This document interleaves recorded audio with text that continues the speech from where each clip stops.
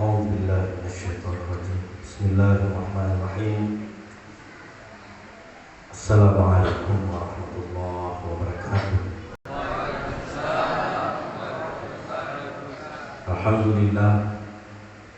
الحمد لله الذي نحمده ونستعينه ونستغفره ونعوذ بالله من شرور أنفسنا ومن سيئات أعمالنا. من يهده الله فلا مضل له ومن يضلل فلا هادي له. أشهد أن لا إله إلا الله وأشهد أن محمدا عبده ورسوله لا نبي بعده. وقال الله سبحانه وتعالى في القرآن العظيم وهو أصدق القائلين: أعوذ بالله من الشيطان الرجيم. بسم الله الرحمن الرحيم. فخلف من بعدهم خلف أضاعوا الصلاة واتبعوا الشهوات فسوف يلقون غيا. Sadaqallahul adzim. Bapak-bapak, ibu-ibu jamaah rahimakumullah, kembali tak henti-hentinya kita mengucapkan puji syukur kehadirat Allah Subhanahu wa taala. Oleh karena pada malam yang ketujuh ini kita masih diberikan kesehatan, kekuatan dan keinginan untuk melaksanakan salah satu kewajiban kita berupa salat isya secara berjamaah, yang insya Allah dilanjutkan dengan salat tarawih dan witir secara berjamaah pula. Salam serta salam tak lupa kita kirimkan kepada baginda Rasulullah Nabi Muhammad SAW, Nabi yang insya Allah menjadi panutan kita, teladan kita di dalam melaksanakan aktivitas sehari-hari kita. Jamaah rahimakumullah, alhamdulillah masjid ini mengajarkan kepada kita tentang tarbiyah sejak dini kepada anak-anak kita. Seperti tadi yang ditunjuk menjadi MC, rata-rata itu Bapak Ibu di masjid-masjid yang menjadi MC atau protokol itu orang-orang tua, dan tidak gampang menjadi MC, apalagi ceramah. Biasa Pak Bu, karena pengalaman dulu pernah ditunjuk jadi MC, tidak ada gempa, tidak ada angin, gemetar badan. Begitu beratnya berdiri di depan orang banyak. Jangankan anak-anak, jangankan bapak-bapak, terkadang orang berpendidikan saja tapi tidak terbiasa berbicara di depan umum itu gemetar. Dan juga terkadang audiens itu mempengaruhi. Bahkan ada pengalaman saya waktu masih aktivis mahasiswa, ada kegiatan di Masjid Alauddin di Racing Center, masjidnya Kompleks Umi. Pernah suatu waktu, karena ada kegiatan mahasiswa, kebetulan ikut di situ sholat subuh. Yang datang sholat subuh itu petinggi-petingginya Yayasan Umi. Ada profesor di situ. Masih ada Prof. Salama, masih ada almarhum Al-Pasidik. Dan di situ kegiatan rutinnya adalah kultum subuh. Dan waktu itu dosen-dosen mengetahui kalau saya aktivis, dan yang bertugas kultum tidak ada langsung neko-neka, neko dulu kultum. Nah kita ini sudah biasa teriak-teriak di depan teman-teman, tapi ketika naik di mimbarnya itu Masjid Alauddin, baru assalamualaikum warahmatullahi wabarakatuh, gelap. Bagaimana tidak profesor-profesor di depan tak? Paling rendah itu LC. Bagaimana kita tidak gemetar? Tapi ya itu tadi, kita karena berusaha bagaimana menutupi itu. Dan memang kalau mental kita tidak bisa saja pingsan di mimbar. Nah wajarlah anak-anak kita tadi ada sedikit kekeliruan dibaca 2 kali, itu biasa. Saya pernah juga waktu masih sanawiyah, ada kegiatan rutin kita itu diberikan mandat pergi ceramah di masjid-masjid. Nah kebetulan itu ada kipas angin, dulu itu masih jarang AC, kipas angin. Nah itu simpan konsepku di depan itu terbang. Wih gak enak nih Pak, untungnya ada di pinggangnya. Pernah juga ada kasus naik sepeda ke masjid itu, pas kuperiksakan gila di konsepku. Jamaah rahimakumullah, jadi jangan kalau ada anak-anak kita yang belajar menjadi MC ceramah, kalau ada kesalahannya itu dimaklumi. Ya, apalagi kalau Bapak sekalian. Jamaah rahimakumullah, sesuai dengan amanah yang diberikan oleh panitia bahwa tema yang akan kita angkat pada kesempatan kali ini tentang konsekuensi sholat dalam kehidupan muslim. Kalau kita bicara tentang konsekuensi, ada yang memaknai pengaruh sholat dalam kehidupan muslim. Ya. Ada beberapa hal yang terkait dengan ini. Ada pesan Rasulullah SAW dalam hadisnya, dalam Al-Quran kata inna sholat tanha anil fahsya'i wal munkar, bahwa sungguhnya sholat itu mencegah dari perbuatan keji dan munkar. Jadi orang yang melaksanakan sholat, maka ketika dia betul-betul melaksanakan sholat, mendirikan sholat, maka dia terhindar dari perbuatan-perbuatan maksiat. Ada yang mengatakan, Ustaz, bagaimana pada siang sholat bahkan biasa di masjid, tapi biasa tuh ikut kemudiannya orang, ada juga koruptor rajin ke masjid. Makanya ada ulama mengatakan yang membedakannya itu adalah ada orang melaksanakan sholat, ada orang yang menegakkan sholat. Yang mana itu melaksanakan sholat? Ya sekedar melaksanakan kewajiban saja. Ada orang yang memang melaksanakan sholat di samping karena keimanan juga menjadi kebutuhan. Tidak enak betul dirasa kalau tidak sholat. Beda dengan anak-anak sebagian. Bagaimana itu anak-anak? Kalau ada orang yang melaksanakan sholat hanya berpikir bahwa itu adalah kewajiban, maka mirip-mirip sholatnya anak-anak. Bagaimana anak lihat dipaksa itu pergi sholat.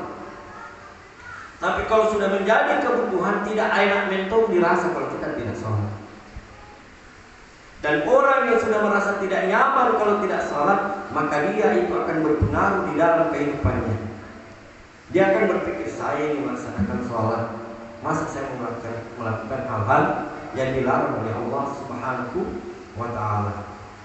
Kemudian selanjutnya ada juga mengatakan bahwa kalau ada orang sudah sholat tapi melaksanakan dosa, setidaknya itu agak mending. Dalam artian andaikan tidak sholat lebih parah lagi perbuatan dosanya daripada itu. Sehingga kita juga tidak boleh terlalu gampang menjustis orang, menghukumi orang ketika orang melakukan maksiat.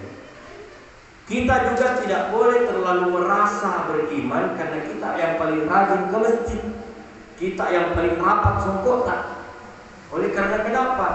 Kita tidak tahu siapa sebenarnya yang paling dekat dengan Allah. Apakah kita atau orang lain?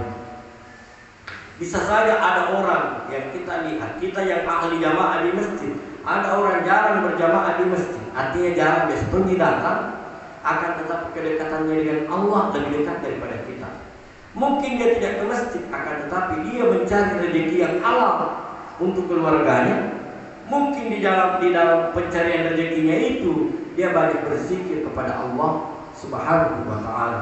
Sementara kita di dalam sholat, mungkin saja kita sementara jalan ke masjid, ada di tengah jalan langsung dikubur. Tahu pikiran begini. Itu ada utangnya di sini, ada tuh di sini, ada tuh di sini. Berarti kita melakukan gibah. Sholat. Jadi intinya adalah kita tidak boleh terlalu berbangga dengan ibadah kita. Jangan terlalu bangga dengan ibadah kita. Kemudian sholat juga kita tidak boleh terlalu sepelekan, mengatakan itu tahu Ustaz ya. Kalau begitu biar kemudian tidak terlalu aneh sholat yang penting baik hati kita. Hati-hati juga. Kenapa? Di dalam ayat mukat yang saya bacakan tadi di dalam Al-Quran surah Maryam, Allah Subhanahu wa Ta'ala berfirman, "Fa khalafa min ba'dihim khalqun adaa'us shalah wattaba'us syahawat fa sawfa yalqawna ghayya."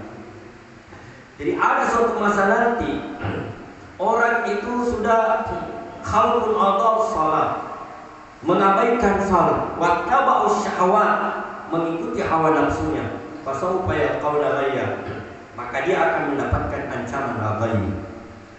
Ya. Ada memaknai Allah sholat di sini menganggap bahwa sholat itu tidak wajib. Menganggap sholat itu tidak wajib. Yang wajib itu katanya adalah mengingat Allah. Pakai dalil aqimus sholata li dzikri, dirikanlah sholat untuk mengingatku. Jadi sholat itu hanya salah satu sarana mengingat aku, katanya. Jadi sholat itu hanya salah satu sarana untuk mengingat Allah. Jadi kalau saya tidak sholat tapi mengingat Allah terus, tidak perlu sholat. Itu kan pemahaman keliru. Ada tuh bilang begini, ada yang paling bagus Ustaz. Orang Buddhis mengatakan dia terluka sempajat terbentuk, sisa cunga, sisa cukup tipu nilai. Yang kurang lebih artinya dia terluka sempajat terbentuk. Wudhu yang tidak pernah batal, sholat tak pernah putus. Satu kali menengadah, satu kali tunduk budi ini sudah sempurna. Dia menganggap selalu mengingat Allah Subhanahu wa Ta'ala. Hebat sekali kalau ada bisa begitu. Pertanyaannya adalah kita saja ini yang sholat terkadang lupa Tuhan. Terkadang kita Allahu Akbar, Assalamualaikum warahmatullahi wabarakatuh. Sholat apa tadi kubaca setelah Fatihah? Biasa atau saya saja begitu. Mungkin saya begitu. Sudah Assalamualaikum dulu. Ayat apa tadi kubaca setelah Fatihah? Karena kenapa? Terlalu banyak beban pikiran kita. Apalagi terlalu sombong mengatakan saya selalu mengingat Tuhan. Sampai dia mengatakan saya ini berbicara sambil berzikir. Ada orang bisa berbicara sambil berzikir. Sementara kita tahu sholat itu adalah salah satu daripada rukun Islam. Di dalam di dalam hadis Rasulullah SAW, buniyal Islam ala khamsin. Jadi Islam itu ditegakkan atas 5 perkara. Atau rukun Islam itu ada 5. Syahadatin an la ilaha illallah wa anna Muhammadar Rasulullah. Bersaksi bahwa tiada Tuhan selain Allah dan Muhammad adalah utusan Allah. Wa tuqimas shalah, menegakkan salat. Wa tu'tiyaz zakat, mengeluarkan zakat. Wa tahujjal bait, melaksanakan ibadah haji. Wa tasuma Ramadan, dan melaksanakan ibadah puasa. Inilah rukun Islam. Apa itu rukun? Rukun itu, Bapak Ibu, kalau salah satunya itu tidak ada, maka sesuatu itu menjadi batal. Yang selalu ambil contoh itu di setiap ceramah saya adalah rukun nikah. Apa rukun nikah, Pak? Pertama itu adalah niat. Kalau ada orang menikah tidak ada niatnya nikah, tidak sah nikah itu. Tapi susah dilihat niat. Yang kedua rukun nikah itu ada calon suami. Kalau ada pernikahan, Pak, tidak ada calon suami, ya batal juga itu. Yang ketiga, ada calon istri. Jadi kalau ada pernikahan juga tidak ada calon istrinya, sudah ada niatnya, sudah ada calon suami. Tidak ada calon istrinya, batal juga. Kemudian yang keempat itu ada wali bagi calon istri, ada walinya. Ya. Kemudian yang kelima ada mahar, dan yang keenam ada ijab dan kabul. Kalau salah satu di antara 6 ini tidak ada, maka tidak sah pernikahannya. Begitu juga keislaman seseorang. Kalau salah satu di antara 5 rukun Islam ini tidak ada, maka tidak sah atau batal keislamannya orang. Syahadat, saya yakin kita sudah semua bersyahadat. Walaupun kalau kita masuk di dunia tarekat lagi, yang mana sebenarnya bersyahadat. Kalau kita kan awam itu yang penting asyhadu alla ilaha illallah wa asyhadu anna Muhammadar Rasulullah, cukup. Kemudian yang kedua itu adalah mendirikan salat. Jadi kalau ada orang menganggap salat itu tidak wajib, maka batal keislamannya. Bilang, bagaimana pada yang tidak salat? Sebenarnya dia menganggap wajib cuma kutu, cuma malas atau mengatakan sibuk dan sebagainya. Ada sebagian ulama, ada mengatakan Maliki mengatakan itu sudah tetap dianggap kafir. Walaupun ada ulama mengatakan tidak kafir tapi wajib dibunuh. Apa bedanya?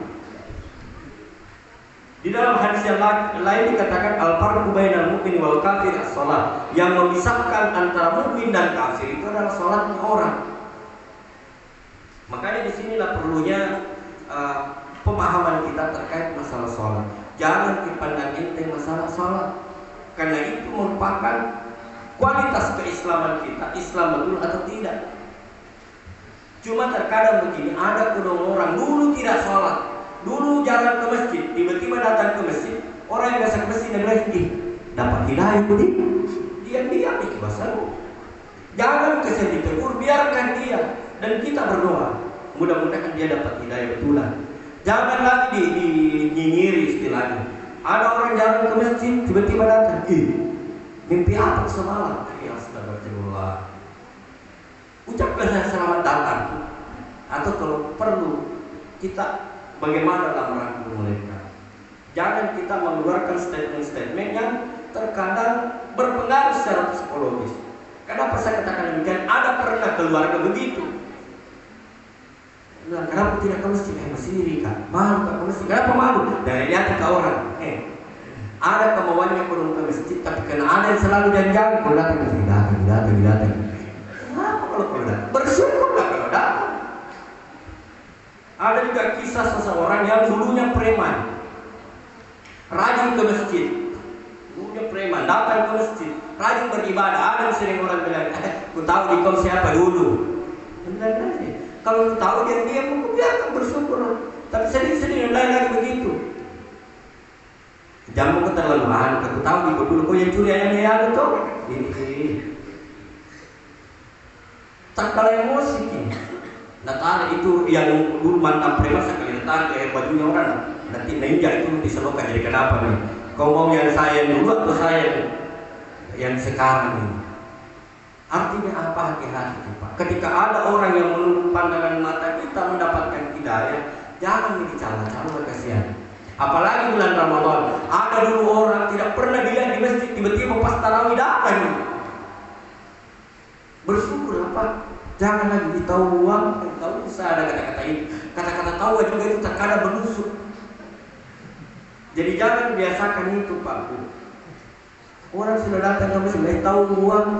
Kayak jadi orang datang beribadah. Dan yang kedua, belum tentu juga ibadah kita yang sudah paling duluan sering ke masjid lebih banyak pahala daripada orang yang baru datang. Karena kenapa? Bisa saja kita datang ke masjid ini ada muatan-muatan ria dalam diri kita, pamer. Orang Jepang mengatakan, orang Cina mengatakan nenyaceng. Datang ke masjid mau jadi bilang kita lihat baju koko baru pada pinjam juga. Ya, sementara orang yang baru datang betul-betul bertaubat. Nah, kita tahu kan konsepnya orang yang bertaubat. Ketika orang taubat dan nasuha, maka dosanya terhapus. Tapi kalau kita datang ke masjid tak dapat dosa, kenapa? Itu tadi ada muatan yang pamer, mau dibilang dan sebagainya. Olehnya itu, marilah kita betul-betul menjadikan ada konsekuensi sholat dalam kehidupan kita. Kehidupan kita itu lebih tentram, kita lebih jauh dari perbuatan-perbuatan maksiat. Akan tetapi jangan kita terlalu bangga dengan sholat yang kita lakukan. Oleh karena kenapa? Itu tadi bisa meruntuhkan ibadah-ibadah kita. Dan jangan selalu menganggap ibadah kita paling bagus. Jangan karena mungkin ustaz ini pakai baju koko, pakai sorban, pasti ustaz ini lebih bagus pahalanya. Belum tentu Pak. Bahkan ustaz itu buat ujiannya berat. Ya bisa saja kita ceramah ini. Saya itu paling bagus ceramah. Masalah sih hati. Rusak di hati. Macam-macam. Dan bisa saja orang yang di bawah itu yang pakai baju kaos dan sebagainya biasa-biasa, tapi hatinya itu selalu berzikir kepada Allah Subhanahu wa ta'ala. Jadi marilah kita menyucikan hati di dalam ibadah, apalagi di bulan suci Ramadan ini. Kalaupun kemarin-kemarin di luar bulan suci Ramadan kita ada salat kita bolong-bolong, maka sempurnakanlah di bulan suci Ramadan. Latih kita dan perbanyak bagi melaksanakan salat sunnah. Di dalam hadis Rasulullah SAW bahwa salat 5 waktu dan Jumat, antara Jumat dengan Jumat yang lain itu menghapus dosa di antara keduanya. Dari salat zuhur menghapus dosa antara subuh dan duhur. Salat asar menghapus dosa antara duhur dan asar. Begitu juga seterusnya sepanjang menghindari dosa-dosa besar. Nah, bagaimana kalau ada sholat kita, sholat wajib kita yang bolong-bolong, maka dicarilah sholat-sholat sunnah kita. Itulah nanti yang menutupi dosa-dosa sholat yang kita tinggalkan. Makanya kalau mungkin di luar bulan suci Ramadan kita jarang melaksanakan sholat qabliyah. Qabliyah itu sholat sunnah sebelum sholat wajib, 2 rakaat atau 4 rakaat sebelum duhur, 4 rakaat sebelum asar, 2 rakaat sebelum maghrib, 2 rakaat sebelum isya, 2 rakaat sebelum subuh. Atau sholat sunnah ba'diyah, 2 atau 4 rakaat setelah duhur, 2 dua rakaat setelah maghrib dan setelah isya dibiasakan. Karena kenapa? Di bulan suci Ramadan ini ibadah sunnah pahalanya sebanding dengan ibadah wajib di luar bulan suci Ramadan. Jamaah rahimakumullah, mungkin ini yang sempat saya sampaikan di kesimpulan. Marilah kita di bulan suci Ramadan ini menata hati kita. Apakah sholat sudah membentuk kepribadian saya? Apakah sholat sudah mencegah saya dari perbuatan keji dan munkar? Kemudian yang kedua, jangan kita bangga karena kita merasa ahli ibadah. Kita ini ahli jamaah. Sementara ada tetangga kita mungkin jarang kelihatan di masjid, karena boleh jadi mereka tidak aktif di masjid, akan tetapi dia aktif berzikir di rumahnya, berzikir di jalan sambil mencari rezeki untuk keluarganya. Kemudian yang kedua, bahwa ketika ada orang yang kita lihat mendapatkan hidayah, janganlah kita orang sini mengatakan jangan dicala-cala kesian. Kita doakan mudah-mudahan seterusnya dapat hidayah, dan kita juga berdoa mudah-mudahan akidah kita bertahan hingga hari kiamat. Karena banyak orang sebelum Ramadan beribadah masih muslim, tapi sebelum Ramadan tiba-tiba murtad. Ada kan? Mungkin teman jamaah sudah melihat ada orang yang dulunya muslim tiba-tiba terbang akidahnya, maka bersyukurlah kita. Tapi jangan berbangga, bisa saja esok hari kita ditarik oleh pengaruh-pengaruh setan. Akan tetapi kita selalu berdoa, ya Allah, tetapkan iman di dalam hati saya. Lebih dan kurang yang dimaafkan. Wallahumma muwaffiq ila aqwamit thariq. Wassalamualaikum warahmatullahi wabarakatuh.